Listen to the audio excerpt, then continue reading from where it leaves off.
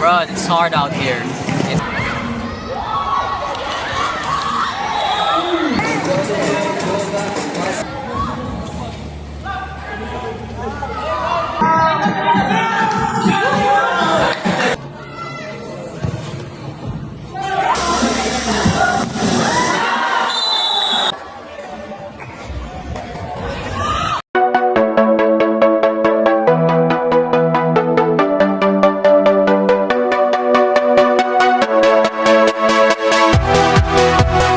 Today I'm going to show you a vlog. So I played with Wolfram FC. So we played in this futsal tournament called Lakeshore Colleges Men's Open. So yeah, I'll show you guys the journey. I'll just show you some montage of how I get there and some highlights of the game. So I'll see you guys.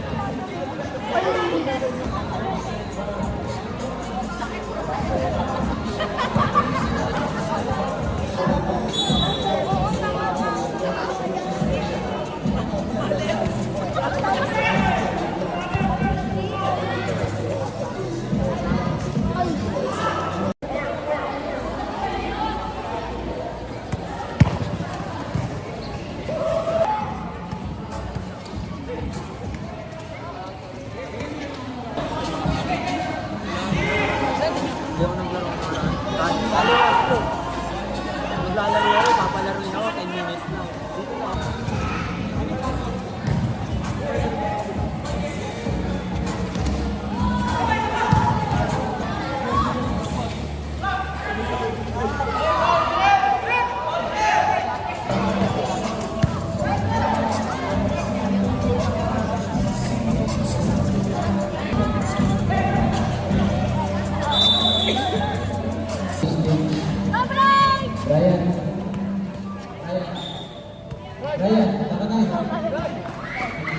Wolfram ball, Wolfram ball.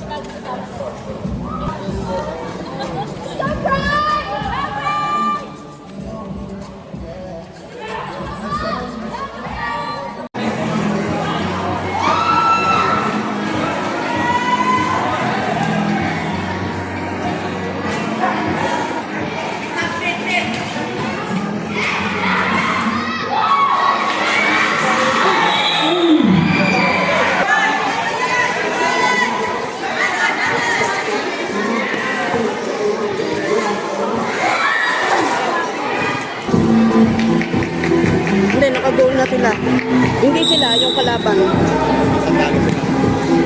Oo.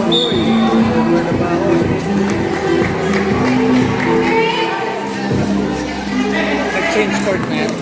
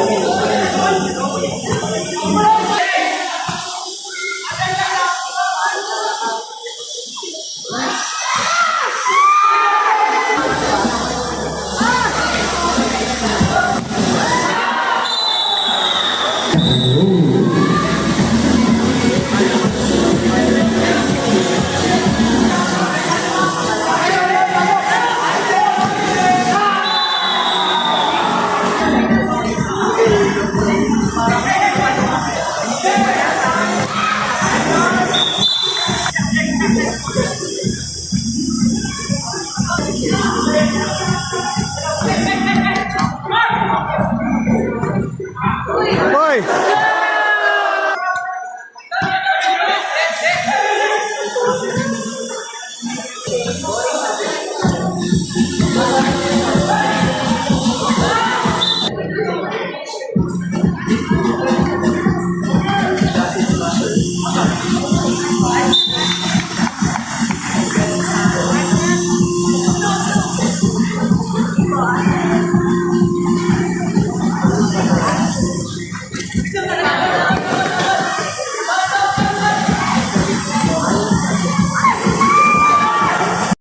Ayaw. Keep, anong comments mo? Ilang game na lang tayo? 2 games na lang. Ay, tama. One game na lang. Tapos semis. Sure semis. So, semis. Sure semis. Hopefully. Sino mahirap na kalaban? Ito. Yun o. Mga, ano daw? Ano yan? Anong Tondo team daw. nila? Pero hindi sila Tondo FC eh. Pero sa Tondo. Mountain. Sila yung Mountain FC. predicted mag-champion. Oo. Pero tignan natin kung kaya natin. Mataas ang odds. Tara natin kay Diego. Kasi yun yung trabaho ni Diego eh. Yeah, tanong natin si Diego. Diego, vlog muna. Hey, what's up? Anong comments mo? Team performance. Bro, it's hard out here. It's hard out here, but we're doing our best. Go Wolfram. Let's go. Next Next championship ba? Let's see. For sure. Let's see. Champions. Yan. 1 game to go, no? 1 game to go. Nagbablog ako. Baka gusto nyo masama sa vlog.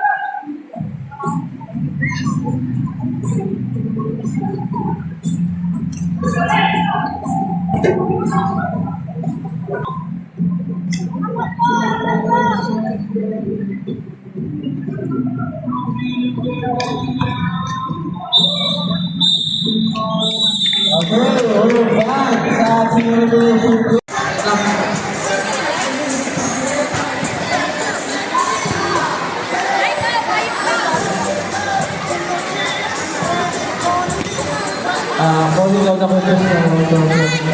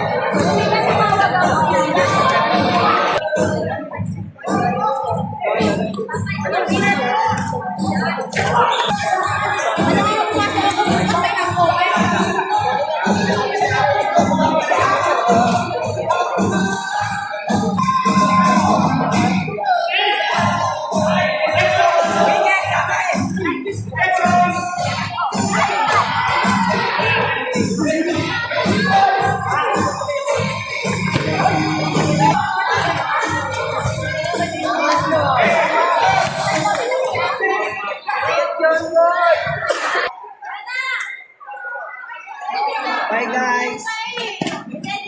Ingat, ingat.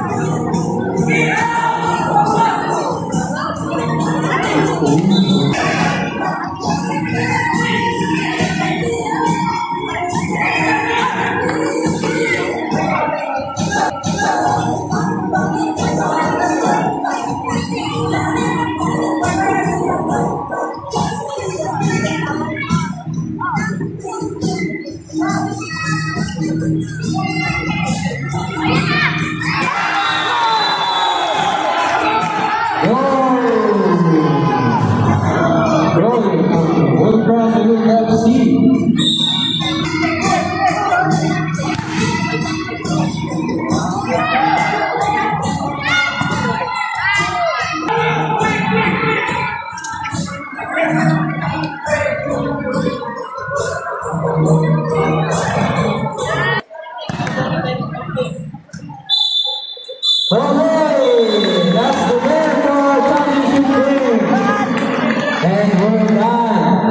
In our men's open category, start na po tayo sa awarding ceremony para hindi na rin kayo masyadong gabihin. Malayo pa ang IUFC.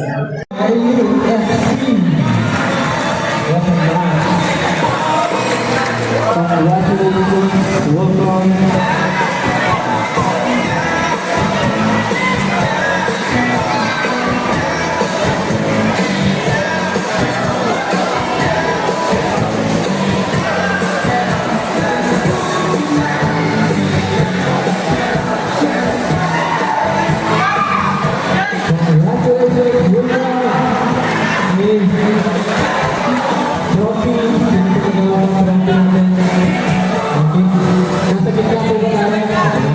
Okay guys, so that's for the tournament done, and we played how many games I'm not sure, but first game I played as a forward winger, so in futsal you can rotate anyway, and then we lost, we're almost losing 1-0, then I scored a goal, equalizer, crucial moment, and then one of my teammates scored, so we won 2-1. And then second game, we played against this strong team who were the eventual champions, and we lost 3-0. So after that game, the next following games, I played as a defender. Well, in futsal again, you can rotate, but mostly I tried to be something like a last man, but at times I also tried to go forward. So eventually that gave results, so we were able to win, scored another goal. It's a long shot, and yeah, mostly though of the games I played defense, but my teammates were able to score, so we went. There was no semis anymore, so top two after the round robin, top two finals, top 3 and 4 battle for third. So after that, played against the finals, and very good team. I think most of them are from Tondo, so shout out to their team. And then they scored 2, and we tried to play defensive, and I scored 1, so 2-1, but he wasn't able to score. Also missed some chances, and the game ended 2-1. But it was a good experience and another medal for this year. So 2025, I have how many medals now? So I have 111 aside. So previous vlog, they played in the Chancellor's Cup in Los Baños, Pangasinan, another first place, beach football, and then another first place in 7 aside with the Urban, with Red Falcons, and then third place, that's second division. Third place, first division with Acacia FC, and then with Wolfram again, I played 7 aside, second place in Sparta, and then here futsal, second place again with Wolfram FC. So far, I think I have 6 medals, and it's just the start of 2025. So a huge blessing. So thank you, Lord, for getting the blessing. So as you know, I've got an ACL injury. So after 2 years, after 1 year, I wasn't able to play. So now I just got back, and then I started doing POV contents, and then so not tournaments, yeah, but I want to play competitive again, so started joining tournaments, and now half a year we're able to join several teams and able to win some games and some championships. So thankful for that, grateful for the blessings, and hopefully more to come at the second half of the year. So let's see. So stay tuned. Where will I play next?